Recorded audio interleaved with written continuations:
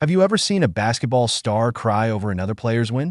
Aya Wilson did it just now. The WNBA winner is crying. Not for the reason you think. It's all because Caitlin Clark said she was retiring her shirt. That may make you wonder what the fuss is about. Don't players' shirts get taken away all the time?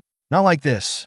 The retirement party for Clark is already breaking records, and it hasn't even happened yet. Wilson's friends are upset and say Iowa planned this to take the attention away from them. What's the light? The fact that Iowa graduated almost 10 years ago makes us question that she even knows when South Carolina was planning Wilson's. The facts, the timeline, and the responses of fans all point to a different story. Let's look into what Wilson is upset about and how Clark is changing the rules for women's basketball. February 2nd, 2025. On that date, write it down because it will go down in basketball history as a famous event. There are two players whose jerseys have been retired, but there is only one star that shines brighter than the other like a supernova. Both Caitlin Clark and Aya Wilson changed the game of basketball, and their jerseys will be honored on the same day. But that's all they have in common. Clark's event at Iowa is making a big fuss, which is making Wilson's event in South Carolina look boring. I think numbers are amazing, so let's talk about them. The least expensive ticket to see Clark's shirt rise to the ceiling cost a whopping $711,